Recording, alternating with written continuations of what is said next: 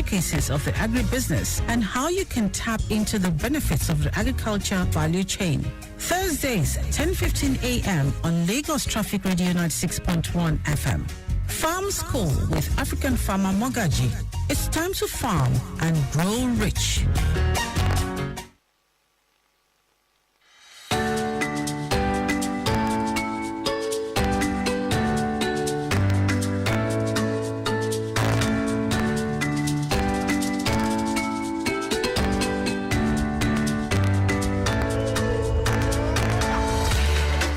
This is Lagos Traffic Radio 96.1 FM. Yes, an anonymous once said, agriculture is our wisest pursuit because it will in the end contribute most to real wealth, good morals and happiness. Also, agriculture is most helpful, okay, and it's useful, it's most useful and most noble employment of man. It's on this ones that I welcome you to another edition of Farm School on Lagos Traffic Radio 96.1 FM with African farmer Mogaji. Of course, you know, Farm School is a program where we get to educate you and also equip you, okay, on the right knowledge on how to farm and grow rich. That is being profitable and staying profitable while at it. So, of course, this and more is what we'll be talking about in today's topic for discussion. And, of course, today's topic for discussion is improving agricultural education in Nigeria. All right, so again, I say welcome once again and good morning. My name is Ririlulua Shehu Abiodun.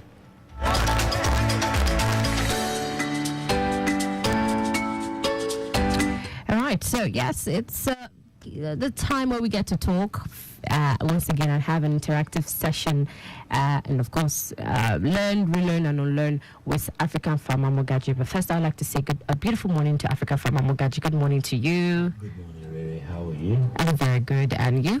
Very fine, thank you. All right. And, I want to say good morning. You know, I was not in last week, and I heard the phones were buzzing off, you know, asking where I was. Okay, so thank you for all the people that called in. Checked up on you. Yeah, that checked up on me. Yeah, I had a very impromptu movement.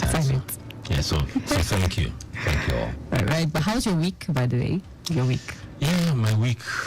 Fine. Yesterday was a bit shaky, you know, for me, but I pulled through. Okay. And then how was traffic like coming down here? No, there was no traffic. There was no traffic. Breeze. No, there was no traffic. No traffic. Was smooth. All right. So this morning we want to look into a very important topic, which is improving agricultural education in Nigeria. So when we talk about improving agricultural education in Nigeria, what exactly do we mean, or what do you mean? Yes, I'm a product of agriculture. Right from childhood, but beyond that, I studied agriculture, especially at the College of Agriculture, Akure, and Federal College of Animal Health in Ibadan before I proceeded to others.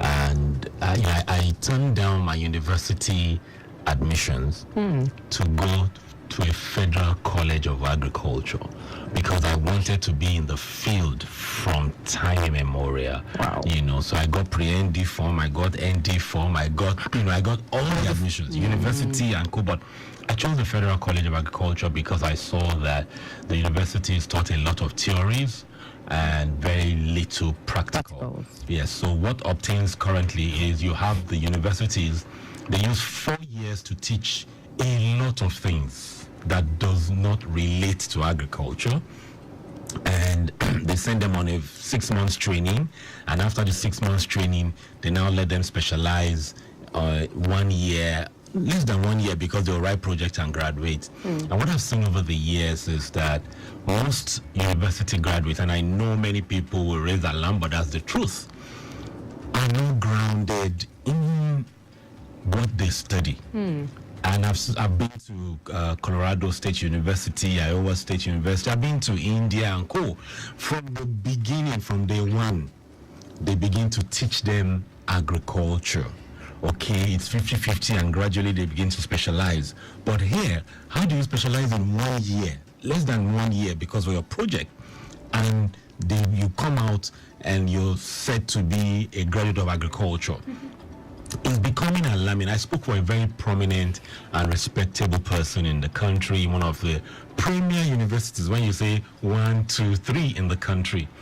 So I spoke for her there, and it was a massive hall full with students. So when we finished, about 30 young ladies and guys rushed to me, and I was talking with them. They now said, "Oh, we're studying animal production in our 400 level." So I was excited, and I said, "Oh, so how many animals have you handled, managed in the last 4 years?" They said, "Sir, we have only done one." I was like, "1K?" He said, "One." I said, "Which one?" They said, "Broiler." I said, "Broiler is 2 months." They said, "Yes, that's the only one. Premier, one of the top 3 in the country. The oldest, in age." And my heart sank. How can you do only broiler and you are in 400 level? Wow. And they said, we're coming to you if you can help us with internship.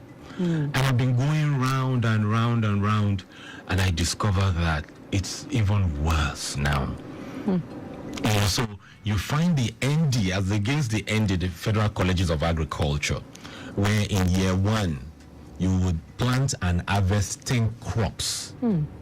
Okay, so the tractors will just make the ridges for you, a distance of 2 NEPA poles, rice, tomato, pepper, soya bean and cassava, and you would plant, weed, do everything till harvest year 1. Year 2, you would touch almost all the animals, as against someone who spends 4 years. So when they graduate with university certificates, they don't know the business. And another thing is the education we have today teaches about production. So when you go to university, even in the colleges of agriculture also now, when you go to institutions in Nigeria, you're taught how to do the thing. You're not taught about management. With all apologies to our professors and co, many have not. We're not balancing the knowledge we get in schools. The professors have knowledge in niche areas, profound, and fantastic. But we don't bring commercial practitioners who have done it on a massive scale. Who have made money, who have lost money, who have managed projects, to bridge that knowledge so they can teach them management also. So we chunk out a lot of producers and not managers. And when entrepreneurs invest or investors invest, they go and get a producer and not a manager who learns on the job, and the business struggles a lot. So that's the kind of system that we have, and we need to improve it. We need to be bringing experts to talk. I recently went to a research Southwest, so they had an event where all the research that all the Southwest ADPs, institutions have made to help us plan for 2024, 2025. They were presenting, and when they were presenting, they asked the farmers to stand up. They created a seat for the farmers. And when I saw the farmers, the list of them was 60. There were about 10. The list, and I was taken aback. If all the research institutes, the ADPs, or if all of them have done research that's supposed to help us to be able to plan, is it a 60-year-old that you are doing this research for? It should be younger people. So our education system is not focusing and designing programs and projects for the younger people.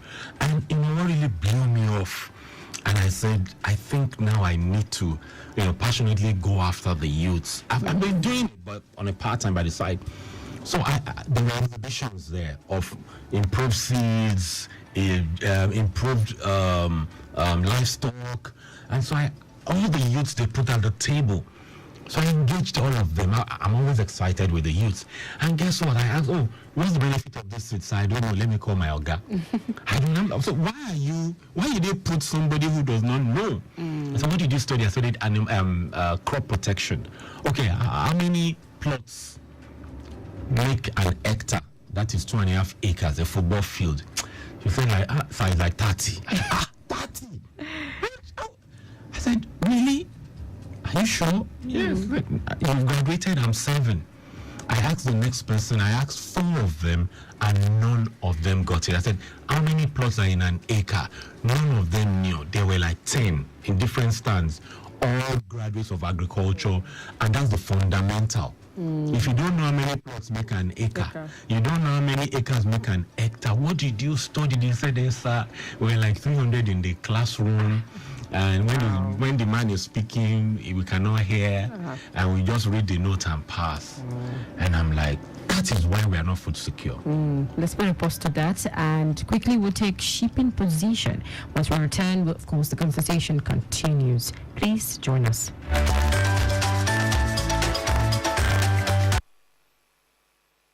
This is Shipping Position, brought to you by Lagos Traffic Radio 96.1 FM.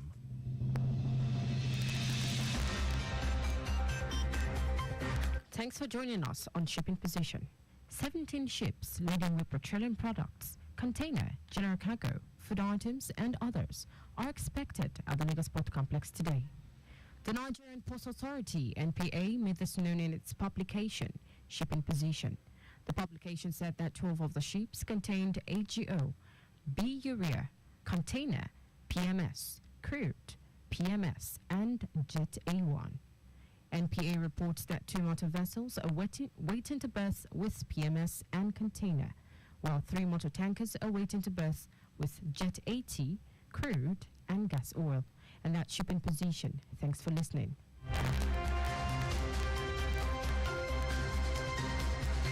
You've just listened to Shipping Position, brought to you by Lagos Traffic Radio 96.1 FM.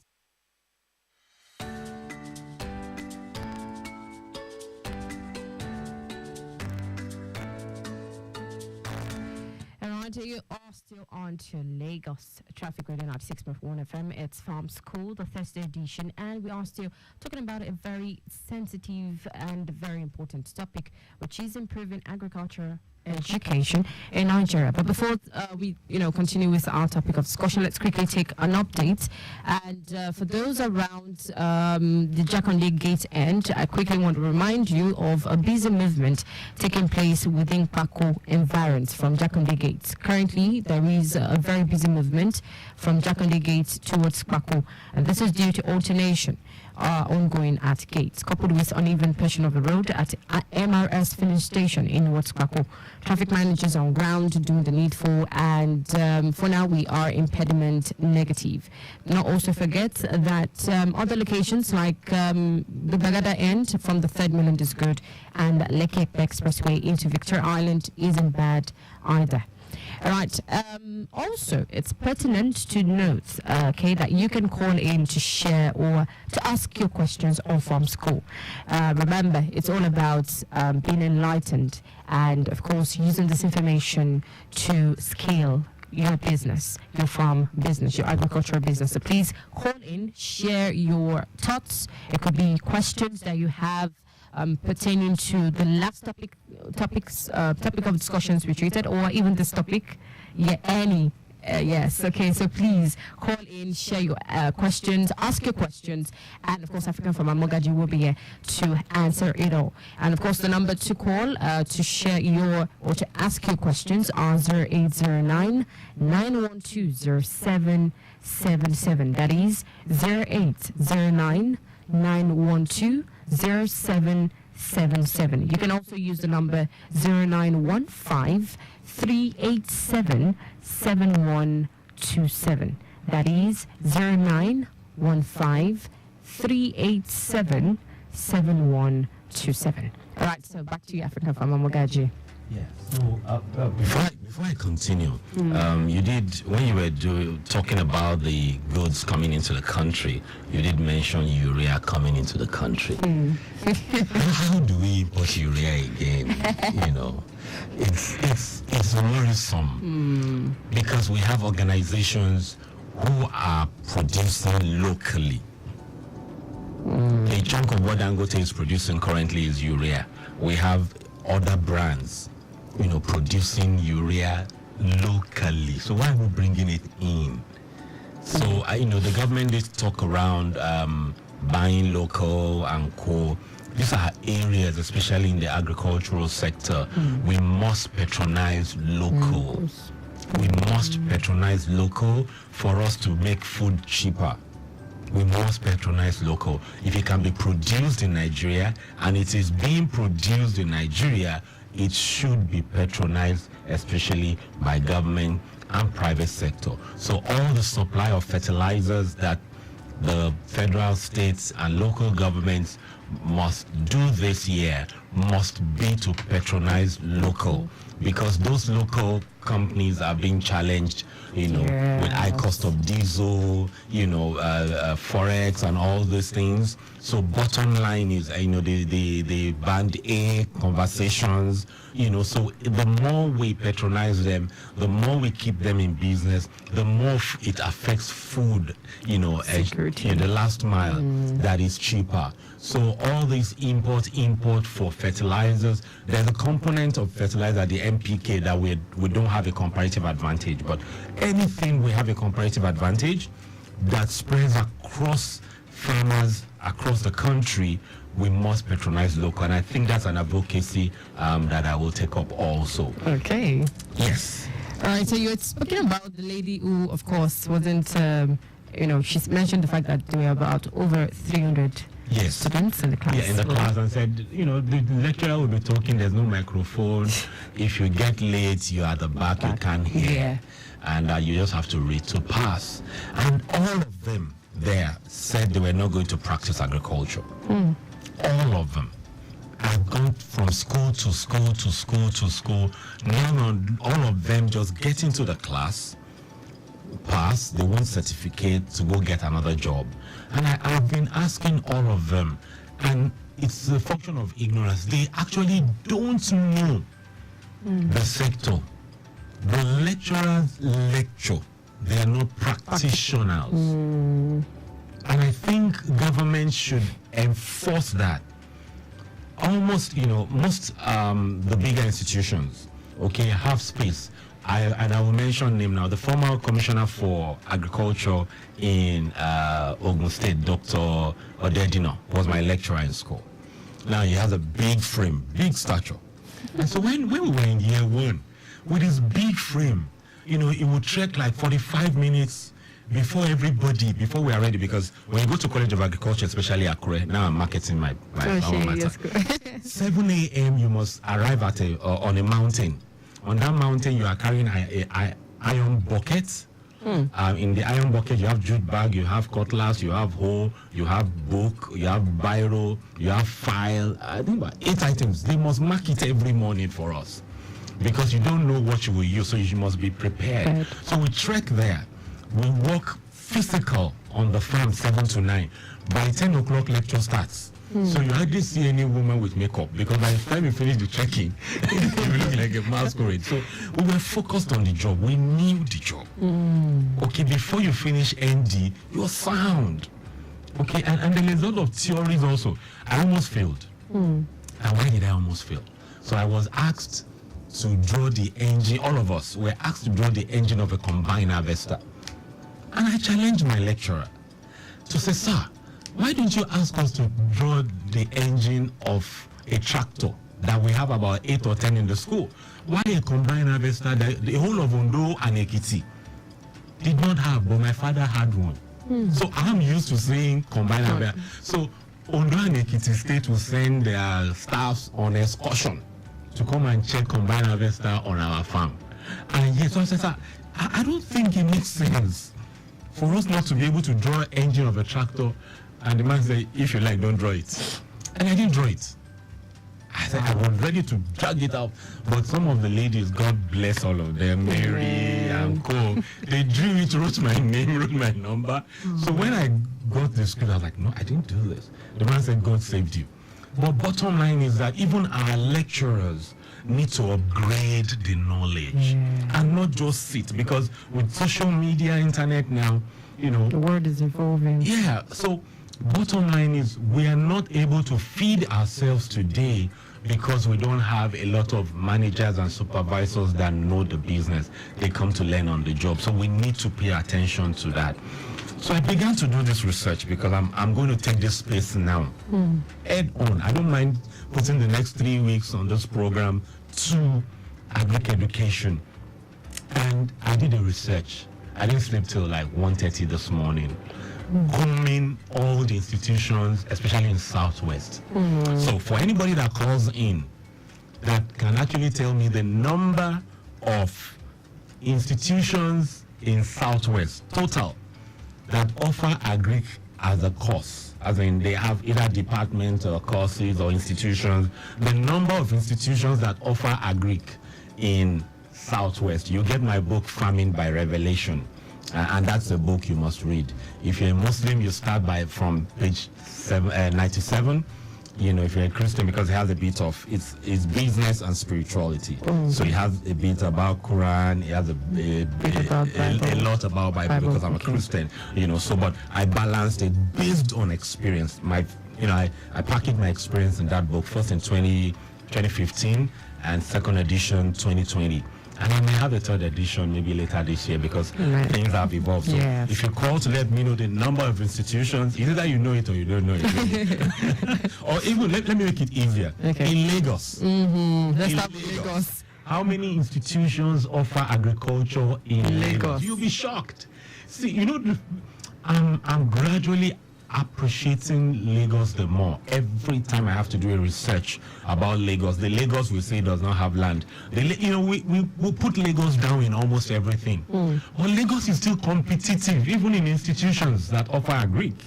You know, but until you do this research, you won't find out. So if you can call and tell me how many institutions offer agriculture in Lagos State, I will give you the book Farming by Revelation. There's just a few in. So bottom line is we need to upgrade knowledge so that we can be food secure. All the interventions of government now, they are good, noble, fantastic, but not sustainable. The sustainability is around the youths, not just giving seed, fertilizer, chemicals, but letting them understand the business of agriculture. And I'm not saying agribusiness. You know, I don't belong to the school of thought that says that, the rural people don't understand agribusiness, but they have been able to move from 1 acre to 10 acres, send children to school, save money, build a small hut, you know, they understand. So agriculture is agriculture. Let's leave the Onyibo man's agribusiness. Somebody says it and we all, we take it and run with it. But there's a business of agriculture that they use in building cocoa house and every major highway in Southwest, and same thing in the north, and same thing in the east. These rural people understand agribusiness. They may not understand the other components, but bottom line is that they understand it. So let me say, in Ekiti, there are 6 institutions. In Ekiti. Wow. There are 6 institutions that give you graduate certificates in agriculture. In Ogun, there are 7. 7 in Ogun. In Ondo, there are 7. As in Ondo, there are 7. In Osun, there are 10. 10 in Osun. In Oyo, and I omitted some because I don't think they are really, they've not graduated to get the accolade. So Osun 10, Oyo 12. I'll leave Lagos out. Oyo 12. Oyo 12. Oyo 12, Osun 10, Ondo 7, Ogun 7, Ekiti 6. Minus Lagos. Okay. So when you look at these numbers, we're having close to 40 or so with what I've reeled out. How can we have close to 40 institutions chunking out graduates of agriculture year in, year out, and we are not food secure in the country? And this is Southwest. Beyond being food secure in the country, when you go for competition, I sit on almost every business school program, competition, pitch. I sit on almost every, at least maybe in the last 8 to 10 years. we're always repeating people. This person will come for this competition, come for another competition, and you are tired. And that was actually what began to make me say, where are these institutions? And I found out that really, and again, I stand to be corrected. They should challenge me, but they should know they have the facts, because we are national media now. Radio. Don't come and challenge me if you don't have your facts. Most of the school farms in most of our institutions have become like 30% of what it used to be. And it's not the fault of the institutions. Many of them are state and federal. But the likes of Afe Babalola and co, it's a very robust Afe Babalola, Babcock, just a few of the private. Some have big names, zero farms in terms of operations. Okay, but most of the federal and state, and that's why the agri budgets, when there's a clamor that we should increase agri budget to 10%, the Maputo Declaration, I think about 20 years ago, there was this declaration, Nigeria signed to it, that our budget should be 10%. Rwanda and other countries that have tried it, the agri sector has moved. So the institutions, research institutes, and the universities and colleges and polytechnics, those ones take a chunk of those monies. And that's why our budget for agriculture needs to improve. I'm hoping like Lagos State will be able to champion it again, because it's in Lagos. Lagos champions everything that other states should be championing. 10%. And the moment we're able to begin to do that 10%, and that was then, it requires more, but at least let's do the 10%.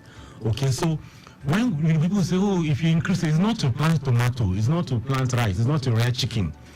It's to fund research, is to ensure that these farms are running efficiently and effectively. I've been around at least almost everything in Southwest. At least to do the old ones with landmass. They are, it's like a museum. So we need to fund those. I just don't want to mention names because I'll be going around to the universities so they will not tell me that you are the one that gave us a bad name in public. But majority. So let me just mention this because there's no time again. In Lagos State. You want to give the answer now? I'm thinking. Wait, let's still wait a little while. Okay, so yes, you can call in. If you can't call in, you can send in a WhatsApp message. Okay, giving us the answer to our question. Again, the question is, how many institutions are in Lagos State? Yeah, that offer agriculture Yeah. in Lagos State. Yeah. How many institutions offer agriculture? Tertiary institutions offer agriculture in Lagos State. So if you have the answer, please, if you know the answer, you can send us a WhatsApp message, but please write your name. Would that be a gift? Yes. Certainly. Yes, there will be. So please. I'm giving out some of my books. Okay, so please, again, the number to send your WhatsApp message to is 0809-912-0777. That is 0809-912-0777. Again, 0809-912-0777. Also, African Farmer Mogaji, I would like to also, just more like a quick one. Remember, as of 2 weeks ago, we also got winners. Yes. So I would also like you to, have that. I forgot. I took their gifts away. So I'll drop it today. Okay, because I know a particular one has been asking for his gifts. My sincere apologies. All right. So while we wait for the calls, if it comes true, let me just mention 1 or 2, 3 ways that we can improve education. Yes, please. Now, because we've graduated so many, and we have so many who also didn't study agriculture. In fact, the people that I find in agriculture are the people that did not study agriculture, the youths. So we need to have like an after school going forward, where we can run some 6 weeks training, 2 months training, and put them in coaching programs. Okay, such that we know we can work with them on the job. I've been doing this on a small scale. It's a bit demanding working with youth. True. But right now, I think I'm called for this. So, we need to have a crash program, but most importantly, we need them to be coached. We need them to be coached for like a year while they are practicing doing things, getting their hands dirty. I know someone very close to me who went to pilot school in Canada, I think about 10 years ago. The first day he landed in the school in the morning, that same afternoon, he flew a plane. And they did the recording and he sent it to us. Flew a plane, old small plane that would take 2 people that same day. They did not give them room to do theory. No, get in there with me, pull the thing, and he flew and they did the video, gave to him, he sent. What did they do? They just broke that genes, that mindset that is difficult. They broke it the same day. Got there in the morning, next thing, took you there, you fly the plane. And that is what we need to do now. We need to get people hands-on. Lagos State, it's painful. Lagos State has opened up the 43 temporary markets and co. Now, Southwest needs to go and produce for these markets to remain. It should not close down.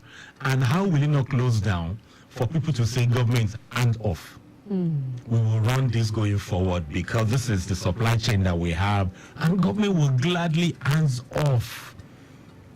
If we don't do that, it will get to a point that government will say, we can't continue to carry this baggage because we don't know what next will come.